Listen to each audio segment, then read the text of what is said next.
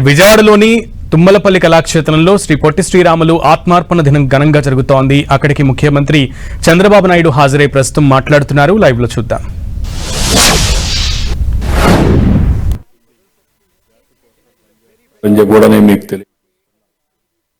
ఈరోజు మనం ఒకసారి చూసినప్పుడు ఆంధ్రప్రదేశ్ రాష్ట్రం ఎంతో మంది మేధావులు ఈ రాష్ట్రానికి వని తీసుకొచ్చారు. కానీ మన దురదృష్టం పర్మనెంట్ అడ్రస్ లేకుండా అటు ఇటు తిరిగాం. మెడ్రాస్లో కొన్ని రోజులు, ఆ తర్వాత కర్నూలులో కొన్ని రోజులు, తర్వాత హైదరాబాద్లో నేనే అభివృద్ధి చేశా. ఈరోజు one of the best liveable city అంటే దానికి చిరునామా హైదరాబాద్. ఆ నగరం ఇప్పుడు తెలంగాణకి వెళ్ళింది, పర్వాలేదు. మళ్ళీ ఈరోజు అమరావతి నగరాన్ని భావి తరాల కోసం ప్రపంచం మెచ్చే నగరంగా అమరావతి నిర్మాణం చేస్తామని మీ అందరికీ హామీ ఇస్తున్నా. ఆ ఒక్క నగరమే కాదు, విశాఖపట్నం, తిరుపతి, ఈ రెండు నగరాలు కూడా తయారు చేసుకుని అధికార వికేంద్రీకరణ ద్వారా, అధికార వికేంద్రీకరణ కాదు అభివృద్ధి వికేంద్రీకరణ చేసి మళ్ళీ తెలుగు జాతి ఏ విధంగా ముందుకు పోవాలో చేసే బాధ్యత మనం గుర్తుపెట్టుకోవాల్సిన అవసరం ఉంది.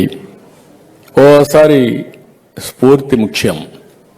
నేను ఎన్నోసార్లు చెప్తున్నా మీ అందరికీ, ఆంధ్రప్రదేశ్ రాష్ట్రం కోసం ఆ రోజు హైదరాబాద్ నిర్మాణం చేశాం, నాలెడ్జ్ ఎకానమీకి చిరునామాగా చేశాం. దానివల్ల సర్వీస్ సెక్టర్ విపరీతంగా పెరిగింది. ఇప్పుడు కొత్తగా మన రాష్ట్రంలో మీరు చూస్తే మళ్ళీ దాన్ని నెక్స్ట్ లెవెల్ తీసుకుపోవడానికి వర్కౌట్ చేస్తున్నాం. నిన్న మొన్న మీరు ఆర్బీఐ రిపోర్ట్ కూడా చూసుంటారు. దేశంలోనే ఎక్కువగా పండ్లు పండించే రాష్ట్రం ఆంధ్రప్రదేశ్ రాష్ట్రం, ఎక్కువ చేపలు ఉత్పత్తి చేసే రాష్ట్రం కూడా ఆంధ్రప్రదేశ్ రాష్ట్రం.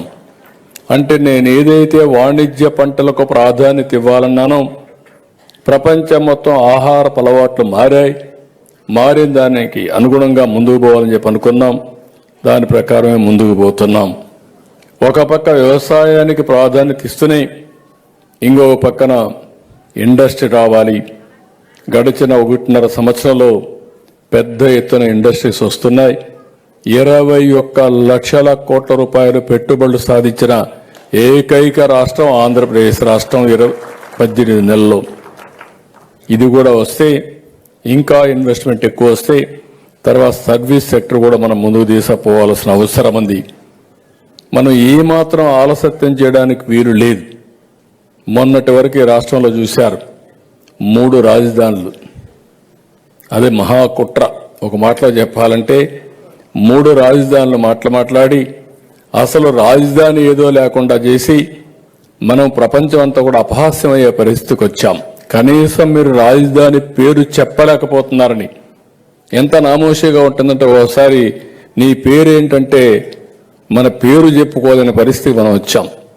ఎక్కడి నుంచి వచ్చావంటే ఆంధ్రప్రదేశ్ రాష్ట్రం అంటే మీది ఎక్కడ రాజధాని అంటే చెప్పలేని పరిస్థితిలో ఉన్నాం. ఈరోజు గర్వంగా చెప్పగలుగుతున్నాం, మా రాజధాని అమరావతి అని. చెప్పడమే కాదు, ప్రతి ఒక్కరూ గుర్తించే పరిస్థితి తీసుకొస్తాం. అలాంటి పరిస్థితిలో ఇంకొక పక్కన మీరు చూస్తే నేను ఏ పని చేసినా భావితరాల కోసం ఆలోచిస్తాను. సంపద సృష్టించాలి, ఆదాయాన్ని పెంచాలి, ఉపాధి అవకాశాలు మెరుగుపరచాలి. ఈరోజు మీరు చూసినప్పుడు మెడికల్ కాలేజీలు కూడా కొంతమంది కావాలని రాజకీయం చేసే పరిస్థితికి వస్తున్నారు. ఏదైతే ఈరోజు ఒక రోడ్డు ఉంది, రోడ్డు మనం ఏం చేసేది పీపీపీ మోడల్లో చేస్తాం. 10-15 సంవత్సరాలు వాళ్ళు రన్ చేస్తారు. రన్ చేసి మళ్ళీ ప్రభుత్వానికి అప్పచెప్తారు. అది ప్రభుత్వ ఆస్తి, రన్ చేసేది ప్రైవేటు వ్యక్తులు. తద్వారా ఎక్కువ పనులు అవుతాయి. నిన్న పార్లమెంటరీ కమిటీ కూడా ఒక మాట చెప్పారు. ఈరోజు ఉండే పరిస్థితిలో మెరుగైన చదువు కావాలన్నా, మెరుగైన సేవలు కావాలన్నా ఈ హాస్పిటల్ కానీ కాలేజీలు కానీ పీపీపీ విధానమే మెరుగైన విధానం అని పార్లమెంటరీ పార్టీ కూడా చెప్పే పరిస్థితికి వచ్చారు, రికమెండేషన్లు ఇచ్చే పరిస్థితికి వచ్చారు.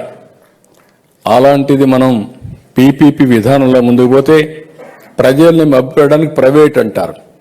రేపు మీరు గుర్తుపెట్టుకోండి, ఎక్కడ దీని కింద ఇచ్చినా కూడా ప్రభుత్వ పాఠశాల పలాని టౌన్ అని పేరుంటుంది తప్ప ఎక్కడ మెయింటైన్ చేసే వాళ్ళకి చిన్న బొమ్మ వేసుకుంటారు. దాని మీద యజమాన్యం, దాని మీద పెత్తనం పూర్తిగా ప్రభుత్వానికే ఉంటుందని మరొకసారి ప్రజలందరికీ విజ్ఞప్తి చేస్తున్నా. ఇలాంటివి వచ్చినప్పుడు ఈరోజు మీరు రోడ్లు తిరుగుతూ ఉంటారు. ఒకప్పుడు మన రోడ్లన్నీ అధ్వానంగా ఉండేటివి. ఇప్పుడు పీపీపీ విధానం వచ్చిన తర్వాత one of the best roads వచ్చాయి, ఎయిర్పోర్ట్లు వచ్చాయి. ఇలాంటి ఒకటి కాదు, అనేక వ్యవస్థల్లో మనం ముందుకు పోయే పరిస్థితికి వచ్చాం. సంపద సృష్టించడానికి ఏకైక విధానం పీపీపీ.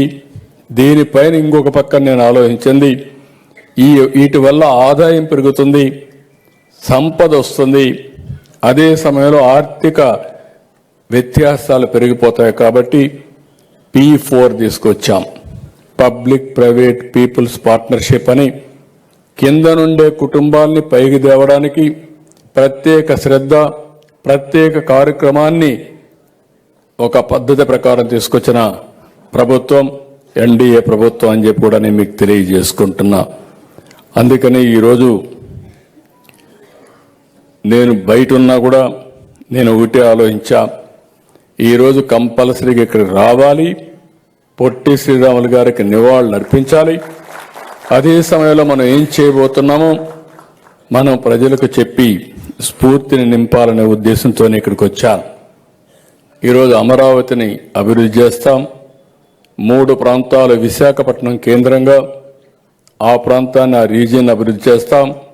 తిరుపతి కేంద్రంగా రాయలసీమ అభివృద్ధి కూడా చేస్తాం. అల్టిమేట్గా 2047కి ప్రపంచంలోని తెలుగు జాతి అగ్రజాతిగా తయారు చేసే బాధ్యత ఎన్డీఏ కూటమిది. అదే సమయంలో ఇండియాలో నెంబర్ 1 స్టేట్గా కూడా ఆంధ్రప్రదేశ్ తయారవుతుందని చెప్పి తెలియజేసుకుంటూ, ఈరోజు పొట్టి శ్రీరాములు గారు ఉన్నారు, త్యాగం చేశారు, స్వాతంత్రం కోసం పోరాడారు, స్వాతంత్రం కోసం పోరాడి జైలుకి వెళ్ళారు. దేనికోసం వెళ్ళారంటే స్వతంత్ర భారతదేశంలో మేము ఉండాలి, అందరికీ న్యాయం ఉండాలి, మెరుగైన జీవన ప్రమాణాలు ఉండాలి, పరదేశ పాలన మాకొద్దు, మేము స్వతంత్ర భారతదేశంలో శక్తి ఉందనే ఉద్దేశంతో ఆ రోజు పోరాడారు. ఎంతోమంది ప్రాణత్యాగాలు చేశారు, ఎంతోమంది ఆస్తులను పోగొట్టుకున్నారు, జీవితాలు పూర్తిగా అంకితం చేశారు. పొట్టి శ్రీరాములు గారు ఇంకొక స్టెప్ ముందుకొస్తే తెలుగు జాతి యొక్క ఉనికి కోసం ప్రాణత్యాగం చేశాడు. అలాంటప్పుడు మనం గుర్తుపెట్టుకోవాల్సింది, ప్రతి ఒక్క వ్యక్తి గుర్తుపెట్టుకోవాలి, వారి స్ఫూర్తి మనలో ఉండాలి. ఆ స్ఫూర్తి తెలుగు జాతిని నెంబర్ 1గా చేసినప్పుడే పొట్టి శ్రీరాములు గారికి నిజమైన నివాళులర్పించిన వారు అవుతాం, నిజమైన వారసులుగా తయారవుతామని చెప్పి తెలియజేసుకుంటూ, అలాంటి స్ఫూర్తితో ముందుకు పోవాల్సిందిగా మిమ్మల్ని కోరుతూ, ఇక్కడుండే మీరు కూడా మీ ఆలోచన విధానంలో మార్పు తీసుకుని తద్వారా ఎప్పటికప్పుడు 10 మందికి ఒక స్ఫూర్తినిచ్చి ఏ విధంగా ఈ జాతిని ముందుకు నడిపించాలి అనే విషయంలో కూడా అందరూ ఆలోచించాల్సిన కోరుకుంటూ, నేను చాలా సంతోషపడుతున్నా. నేను వాసవి పేరు నేను ఆ రోజు పెనుగొండకు పెట్టడమే కాకుండా వాసవి ఆత్మార్పణ దినోత్సవంగా కన్యకా పరమేశ్వరి ఆత్మార్పణ చేసిన రోజున గుర్తించి ప్రభుత్వ ఫంక్షన్గా చేస్తే మా